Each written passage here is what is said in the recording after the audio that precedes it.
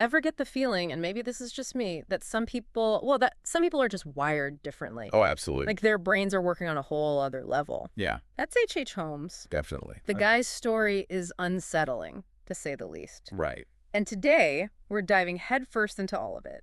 Yeah. You guys have sent in some crazy historical accounts, even excerpts from Holmes's own memoir. Yeah, which is wild in itself. Totally. But it makes you wonder, how much can we actually trust? That's the question, isn't it? It's like he's still trying to control things, even now. From beyond the grave, literally. Exactly. And his memoir, don't get me wrong, it's a fascinating read, but it's more about, him trying to save face, to make himself look good, rather than an actual confession. Okay, so let's back up a bit.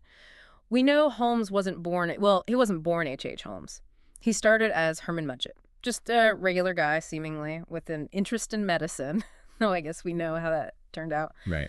But what really got me from these early accounts was how, even as a young man, he was obsessed with how things worked, like the mechanics of things. Remember that story about the artificial leg? Oh, yeah. That wasn't just like some morbid curiosity, was it? No, not really. See, most people, you tell them about an artificial leg, they might feel a little sad, a little grossed out maybe. But Holmes, he's all about the specifics, how it's built, all the details, almost like he's trying to figure out how this thing, this man-made thing, could replace a part of a human body. It's like he was more interested in dissecting the information than he was an actual body. Exactly. And that's what we see over and over with him. This methodical, almost detached way of looking at things that pops up everywhere. His relationships, the way he built that, well, The murder castle. Yeah, that. Speaking of which, this wasn't just some haunted house, This was a death trap disguised as a building. He buys this drugstore in Chicago, normal enough. But then, across the street, he starts building this labyrinth. And the way he went about it, constantly switching up the construction crews, making sure nobody had the full picture, just bits and pieces.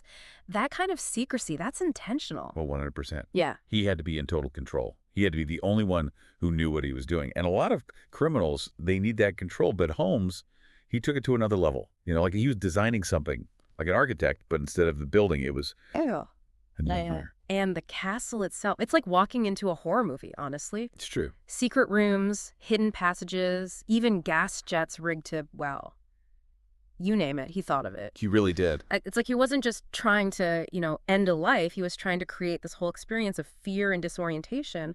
What does that tell us about him? It's a perfect example, really, of how you can take something as ordinary as a building and twist it, turn it into something sinister. And Holmes, he didn't want it to be quick, did he? No. He wanted his victims to be lost, confused, totally helpless. It was all about control, about making the act of dying itself part of his plan. Like he took those feelings we all get, the fear, the not knowing where you are, and he turned it into a weapon. Exactly. And we can't forget about what's going on outside the castle walls. It's 1893, the World's Fair is in full swing, and Chicago is packed with people. Tourists, mostly. Prime targets, right. At least in Holmes's mind. Exactly. And he wasn't after just anyone, was he? Single women. Women traveling alone. Women who might not be missed right away, if you get what I mean. Right. He even made some of them take out life insurance policies and name him as the beneficiary. Can you imagine the nerve? Cold-blooded. It's awful. But those poor women, they came to Chicago looking for a good time, maybe a little adventure, and they had no idea. And Holmes, he had this way about him, this charm. He knew how to use it, that's for sure. Oh, absolutely. He can make you trust him, make you feel safe before. Yeah. And that's what I find so disturbing. It wasn't just the killing, it was the betrayal. The way he used people, tricked them. He wasn't hiding in the shadows. He was right there out in the open. A wolf in sheep's clothing. Exactly. He really knew how to play the game, didn't he? Oh, he was a master. And the thing is, he documented everything. Every little detail of his, his crimes. Yeah. And that's actually what tripped him up in the end. His need to keep track of it all. You're talking about the insurance scams, right? Exactly. Because running a murder castle wasn't lucrative enough. Apparently not. He starts seeing dollar signs everywhere, thinks he's invincible. We found records of multiple life insurance policies all on himself. He even faked his own death a few times. Can you believe it? The guy was bolder than bold. Right. But that need for more, for pushing the limits, well, it was his downfall. he gets mixed up with his accomplice, Ben Pittisell, and they cook up this insane plan. I mean, it sounds like something out of one of those cheap novels Holmes probably read as a kid. More fake deaths. Bingo. They wanted Pittisell to fake his own death so they could cash in on a big insurance payout. Makes sense. For a criminal mastermind, at least. Except Holmes, always the one in control, he decides he wants all the money for himself. Oh, no, he didn't. He did. Kills Pittisell and tries to disappear. Just like that. It gets worse. He drags Pittisell's kids into it too, moves them from city to city, different names, different stories. It's awful. What happened to them? He killed them, all of them. It's like he was playing this game, but the rules, they only made sense to him. And the stakes, Yeah. people's lives, it's just Horrific. And that's where the Pinkertons come in. the original detectives. Right. They were already looking into him for the insurance fraud, but once they started digging into the murders, they knew they had something big. And think about the Pinkertons was, they were like ahead of their time. How so? They understood how to get inside a criminal's head, you know? Like Holmes, he was all about deception. But the Pinkertons, they were masters at uncovering the truth. They were the only ones who could catch him. Exactly. They used new techniques, things like undercover work, even early forensics.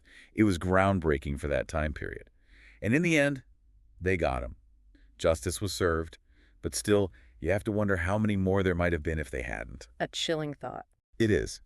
But even with all the evidence stacked against him, even facing the death penalty, Holmes, he couldn't help himself. He had to try to control the story one last time. That's where the memoir comes in. Holmes's story. The big tell-all that wasn't actually all that truthful. He was smart, I'll give him that.